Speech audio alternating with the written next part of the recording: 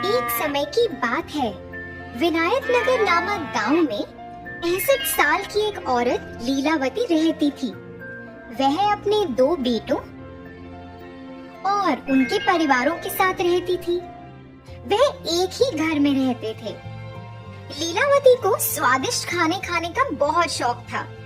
उसे अच्छे कपड़े पहनने का, आईने में अपने आप को देखने का बहुत शौक था। जब उसके बेटे काम पर निकल जाते, उसकी बहुएं अपने काम में व्यस्त हो जाती, मगर लीलावती को इस बात की कोई परवाह नहीं थी।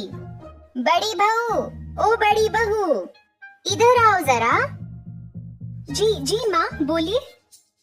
अरे क्या तुम मुझे वो गिलास दे सकती हो जिसमें पानी रखा हुआ है? लीलावती बहुत आलसी थी। अपने बाजू में पड़ा हुआ गिलास भी वह उठा नहीं सकती थी। वह हर बार ऐसे ही करके किसी न किसी को बुलाती और उन्हें परेशान करती। उसकी बहुएं उसका कहना तो मान लेती थी, मगर वह भी बहुत परेशान रहती थी, क्योंकि उसे खाने का बहुत शौक था। जब अच्छा पकवान पकता था तो वह खुद रसोई घर में जाकर देखना चाहती थी कि क्या पक रहा है। अरे बहू सुनो, तुम क्या पका रही हो? खुशबू तो बहुत अच्छी आ रही है। फिर जब लीलावती की बहुओं ने खाना बना लिया तो वह इंतजार करती थी कि वह रसोई से बाहर कब आएंगी। वह रसोई में जाकर सभी पकवान देखती थी, एक एक करके उन्हें सूंघती थी और फिर कटोरी में सामान भरकर चुपचाप अपने कमरे में चली जाती थी। भोजन के समय बहुएं पहले सबको खाना परोसती थी, मगर जब उनकी बारी आती तो खाना कम पड़ जाता था। उन्हें पता ही नहीं था कि खाना कम कैसे पड़ जाता है। कभी कभी तो उनके पति उन्हें गुस्सा भी करते थे कि क्यों उन्होंने सही मात्रा में खाना नहीं बनाया है। ऐसा देख के लीलावती मन ही मन खूब हंसती, मगर वह अपने बेटों को कुछ नहीं कहती थी कि वह अपनी पत्नियों से ऐसे क्यों बात कर रहे हैं। फिर एक दिन लीलावती के बेटे बाजार से कुछ मिठाइयाँ लेकर आए और वो मिठाइयाँ उन्होंने अपने बच्चों के लिए रख दी। लीलावती से तो रुका ही नहीं गया। वह अपने पोते पोतियों के पास आई और मिठाई का डब्बा उनसे ले लिया। सुनो बच्चों, ये मिठाइयाँ मैं तुम लोगों में बराबरी में बांटूंगी। चलो अपनी आंखें बंद करो और अपना हाथ आगे करो बच्चों। ऐसा सुनकर बच्चों ने वैसा ही किया जैसे उनकी दादी माँ ने कहा। फिर लीलावती ने उस डब्बे में से कुछ मिठाइयाँ चुपचाप अपने पास रख ली और बाकी की मिठाइयाँ बच्चों को दे दी और फिर चुपचाप अपने कमरे में चली गई। ये ही नहीं, वह तो अपनी बहुओं की साड़ियाँ भी चुराती थी। जब उसकी बहुएं साड़ियों को तार पे सूखने के लिए टांगती, वह चुपचाप साड़ियाँ ले जाती। उसकी बहुएं परेशान हो जाती कि ऐसा किसने किया है। उन्हें लगता कि साड़ियाँ कहीं गुम हो गई हैं। माँ जी, आपने मेरी लाल साड़ी देखी क्या? मैं कई समय से ढूंढ रही हूँ, मगर मुझे मिल ही नहीं रही। मैंने उसे सूखने के लिए तार पे डाला था। क्या आपने देखी है? नहीं बहू, मैंने नहीं देखी। मुझे लगता है वो पड़ोस की राधा ने ऐसा कुछ किया है। कल मैंने वो साड़ी उसके पास देखी थी।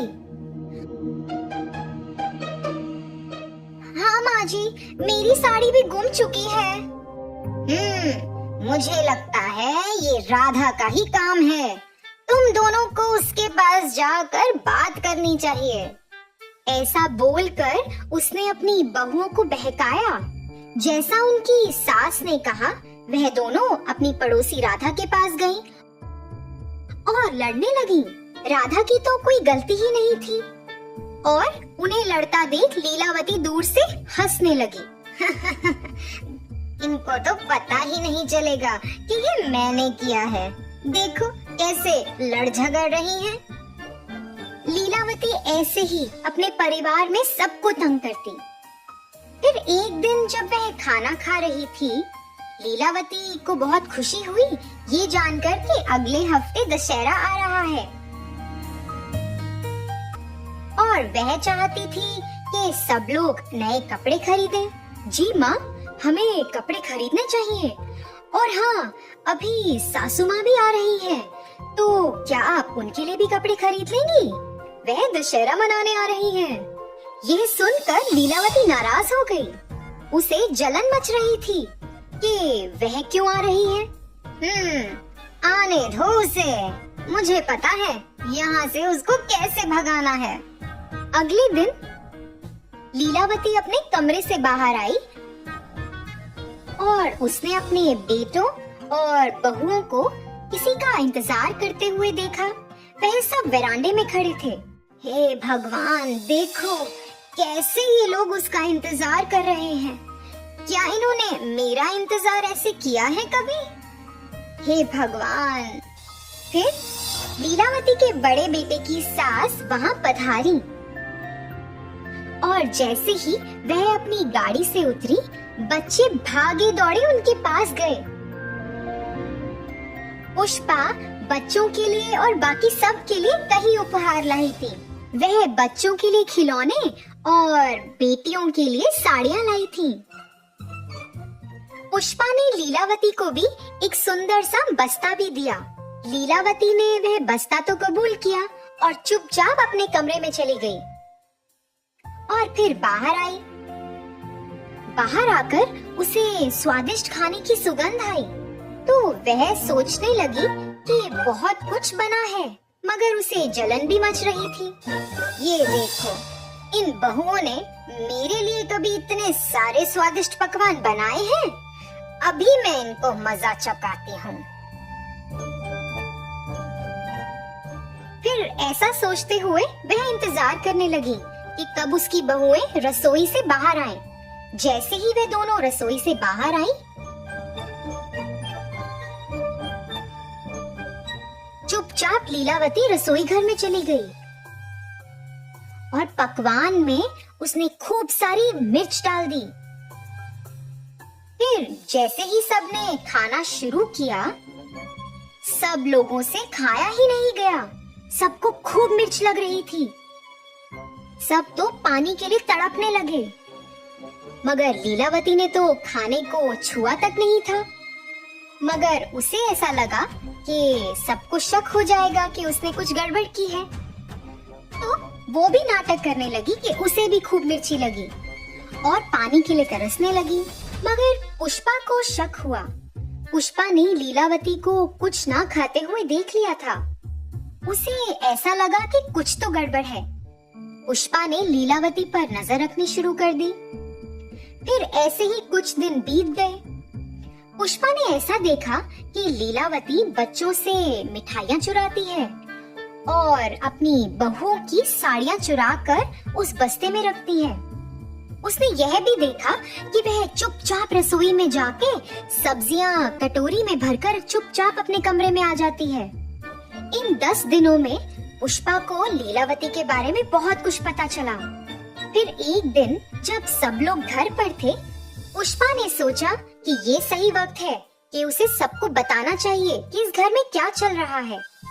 लीलावती, सुनिए, क्या आप वो बस्ता ला सकती हैं जो मैंने आपको दिया था? मैं आपको वापस लौटा दूंगी। फिर ऐसा कहकर पुष्पा झट लीलावती के कमरे में गई। लीलावती तो पुष्पा से पहले जाने की कोशिश कर रही थी, मगर असफल रही। पुष्पा ने वो बस्ता खोला और सब लोग उसके अंदर देखकर हैरान रह गए। उसमें कई प्रकार की मिठाइयाँ, बहुओं की साड़ियाँ, आईना और पैसे थे। वह ये सब अपने परिवार वालों से चुराती थी। लीलावती, तुम्हारे बेटे, तुम्हारी बहुएं और तुम्हारे पोता और पोती, ये तुम्हारा परिवार है, ये किसी और के नहीं है। ये तुम्हारा परिवार है। लीलावती, तुम्हें क्या लगता है कि ये सही कार्य है जो तुम इतने दिनों से कर रही हो? माँ, आप ऐसा क्यों कर रही थी? इसी कारण से बच्चे हमेशा आपसे परेशान रहते थे। माँ, आपको नहीं लगता कि जब हम काम से घर आते हैं तो हम थके हुए होते हैं, और आपको ऐसा करने की क्या जरूरत थी? माँ, आप सबके साथ खुशी खुशी रह सकती हैं। आपने सबको कितना परेशान किया है माँ। माँ जी, आपने ही हमें राधा के बारे में बताया था। वो मेरी कितनी अच्छी दोस्त थी। आपके झूठ की वजह से अब मेरी दोस्ती भी उससे टूट गई है। माँ जी, हमने आपका बहुत ख्याल रखा। आप ऐसा कैसे कर सकती हैं हमारे साथ? लीलावती को अपने से कम उम्र के लोगों को ऐसा कहते हुए बहुत बुरा लगा। ज्यादा बुरा इसलिए लगा कि वह उसके खुद के परिवार वाले थे। उसे एहसास हुआ कि वह कितना गलत कर रही थी और उसने सबसे माफी भी मांगी। उस दिन से लीलावती अपने बच्चों का अच्छे से ख्याल रखती थी। वह अपनी बहुओं का भी खूब ख्याल रखती थी। वह अपनी बहुओं की काम करने में मदद भी करती थी। ऐसा सब देखकर पुष्पा भी बहुत खुश हुई कि उसके रहते रहते लीलावती का हृदय परिवर्तन हुआ। तो बच्चों, इस कहानी से हमें ये सीख मिलती है कि हमें अपने पास मौजूद जिंदगी से संतुष्ट रहना चाहिए। उम्र के साथ हमें अपना व्यवहार भी बदलना चाहिए, नहीं तो इससे हमारे अपनों को चोट पहुंच सकती है।